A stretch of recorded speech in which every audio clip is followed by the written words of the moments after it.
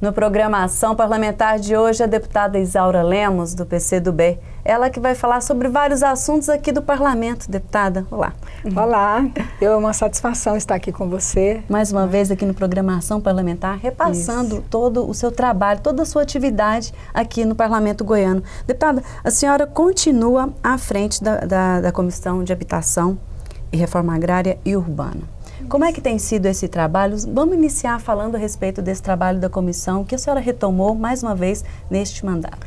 É um trabalho muito importante porque essa comissão é uma comissão que tem, ao longo dos meus mandatos, cumprido um papel importante na interlocução da sociedade com o governo estadual, com o governo federal, especialmente na área de habitação, né? Nós ajudamos a elaborar a lei que regulariza imóveis doados pelo governo, e isso possibilitou milhares de escrituras para as famílias que hoje habitam esses locais, né? No estado todo são várias áreas doadas pelos governos anteriores e que estavam aí há décadas sem as escrituras. Então, a partir da nossa comissão, nós levantamos essa realidade e lutamos junto ao governo para que isso modificasse.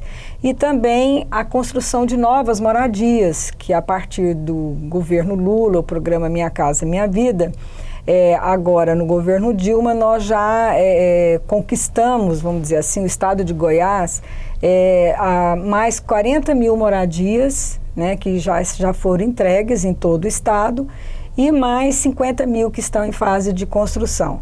É um programa federal, mas que partiu de uma luta já antiga do povo, né, especialmente das famílias de baixa renda, que pagavam aluguel e tinham dificuldade. Deputada, a demanda ainda tem sido bastante procurada, no caso a comissão é bastante procurada por conta disso, da reforma urbana? É muito procurada nessa área de habitação, especialmente, não só novas construções, mas também reformas de moradias, que tem o programa Cheque Reforma, né, Cheque Construção, que são programas que nós também idealizamos, né, antes mesmo do primeiro mandato, através do movimento de luta pela casa própria, e que o governador abraçou esse programa e beneficiou milhares de famílias em reforma e também aqueles que têm o lote, mas não tinham condições de construir.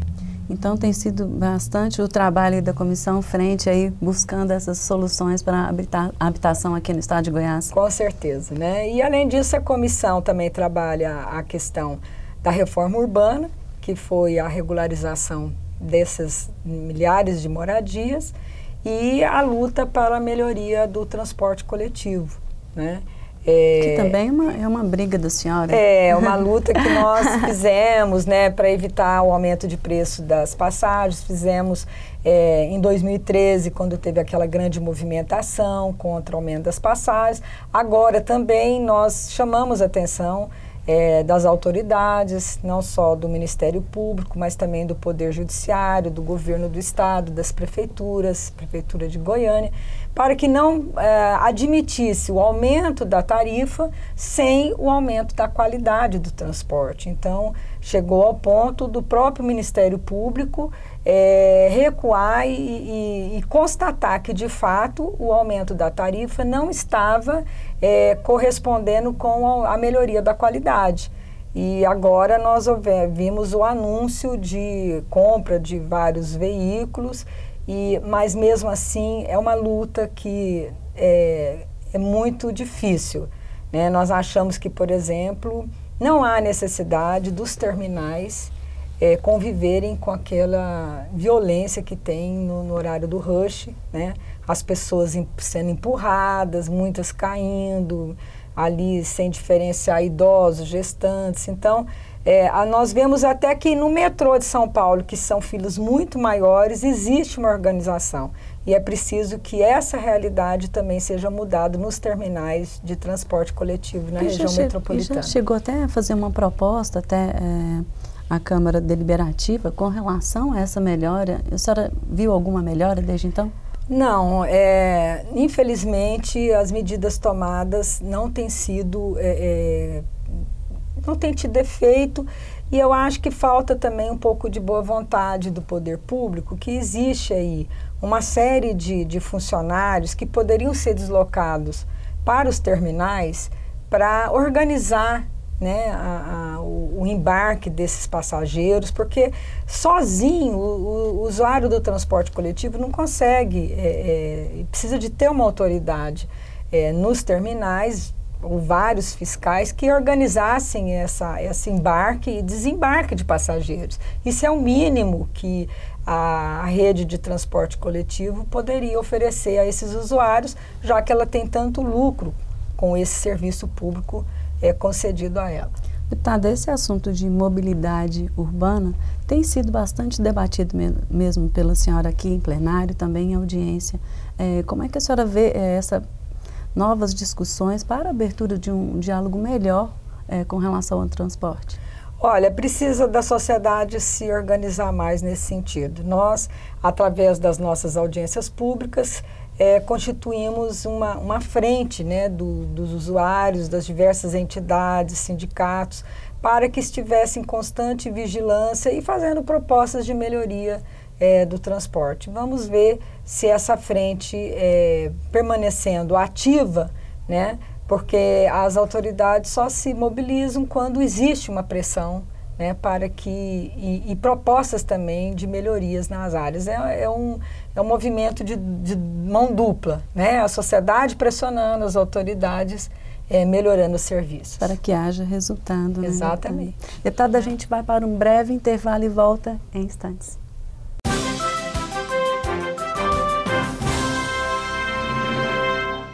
A Lei Maria da Penha criou mecanismos para o enfrentamento à violência doméstica e familiar contra a mulher, resgatando o valor da família na sociedade. Esta é uma grande conquista. Denuncie. Não abra mão desse direito.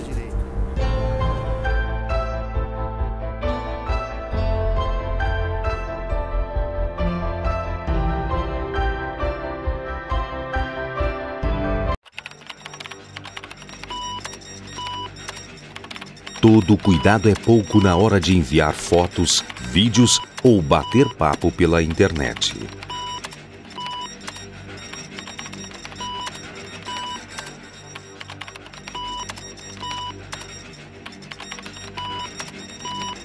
Você sabe com quem seu filho conversa pela internet? Nem ele.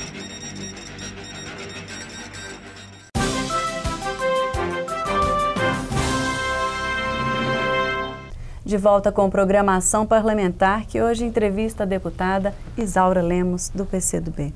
Deputada, vamos falar um pouco a respeito de um assunto que ocorreu no dia 31 de março, um debate sobre agricultura familiar com a Comissão de Habitação, Reforma Agrária e Urbana, lá em Brasília. Como é que foi esse debate, deputada?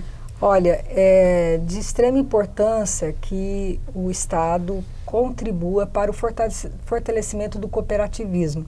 Porque as cooperativas da agricultura familiar, elas foram organizadas, aqui nós temos a Central Geral da Agricultura, das Cooperativas, até o senhor Wilson Hermutz é o presidente dessa central, e a lei das cooperativas, ela precisa ser aperfeiçoada, precisa se adaptar à nova realidade, porque hoje existe o agronegócio de um lado e existe do outro lado as cooperativas de produção da agricultura familiar. E isso é muito importante para que as famílias também, que não têm tantos recursos, que dependem de programas estatais, elas possam ter uma renda maior na venda dos seus produtos e entrando na cadeia produtiva.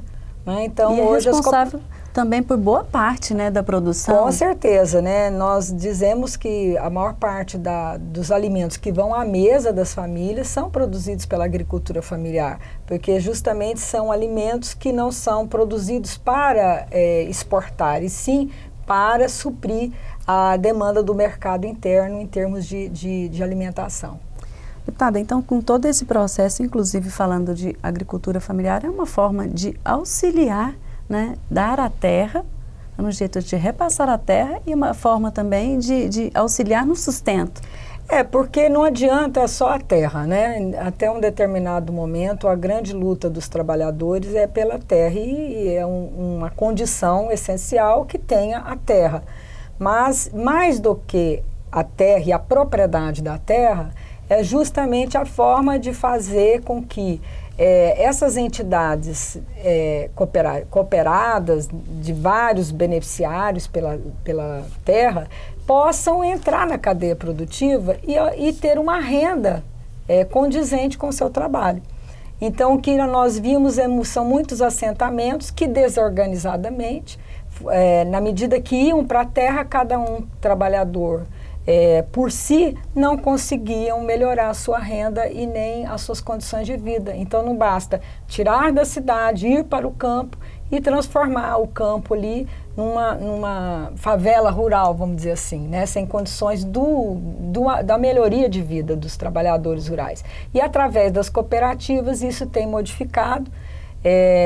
O deputado federal Daniel Vilela nos apoiou nessa iniciativa, nos recebeu lá em Brasília, e isso faz com que a lei das cooperativas seja de fato votada e de uma forma que seja mais atualizada as condições das cooperativas de agricultura familiar hoje. Deputada, a senhora é uma defensora das trabalhadoras e voltou a falar sobre o assunto do direito à licença maternidade, parabenizando a presidente Dilma por conta da licença maternidade de até 6 meses das militares. Como é que foi? Como é que a senhora vê esse processo e essa conquista? É muito importante porque várias trabalhadoras, né, hoje, elas têm a condição de poder, inclusive as funcionárias públicas aqui do Estado, foi um projeto que nós apresentamos também, depois o governador apoiou, terem possibilidade de ter aquele momento, né, de estar mais junto aos seus filhos, né, recém-nascidos, e que é de extrema importância. Toda mãe sabe, toda mulher, que até 6 meses é fundamental a presença da mãe, não só para amamentar, mas para constatar, né, o desenvolvimento do seu filho, que nos 6 primeiros meses é muito importante.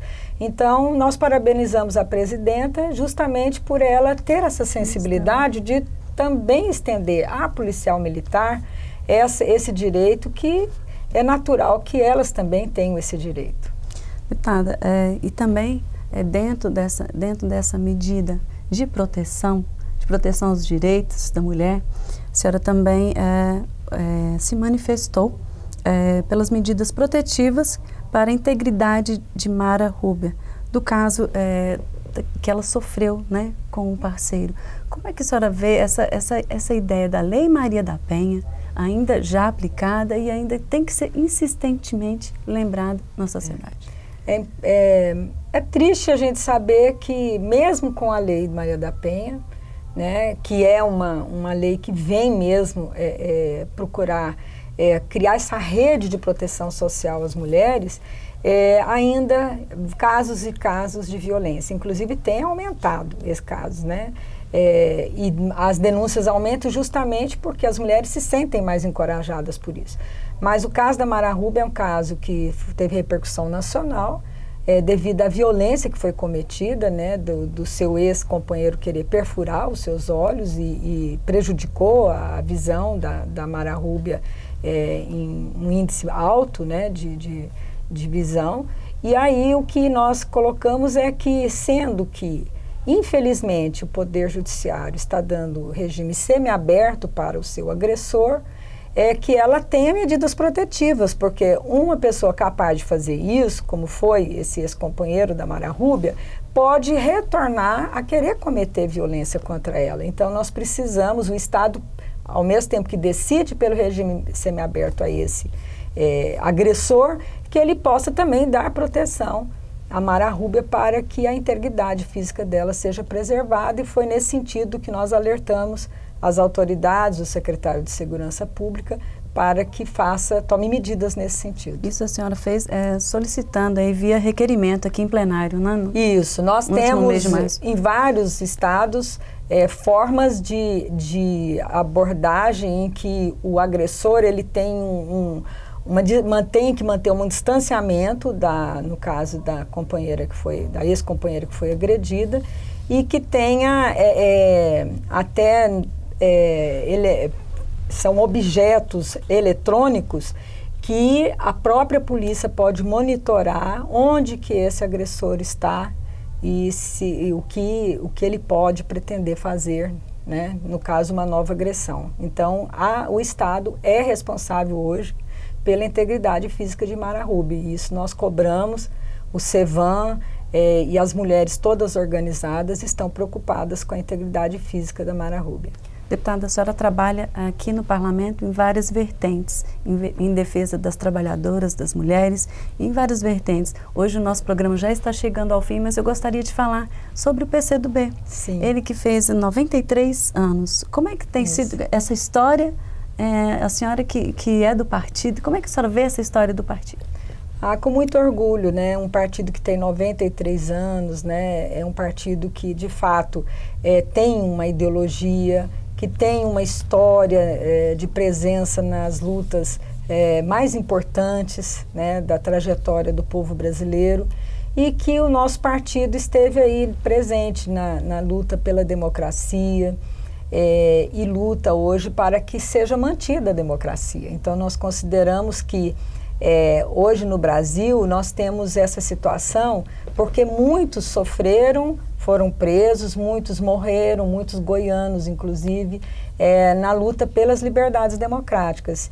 E hoje, mesmo que nós passamos dificuldade, o governo Dilma tem passado dificuldades, inclusive grande parte devido à crise econômica internacional, né, que o capitalismo é um sistema cíclico que sempre está tendo baixas e altas, é característica do sistema capitalista isso, e que refletiu no Brasil hoje. Mas nós consideramos que são duas coisas bem práticas. Uma, o combate à corrupção. O PCdoB é a favor que se esclareça, que se puna os responsáveis pela corrupção, especialmente de uma empresa tão importante como é a Petrobras.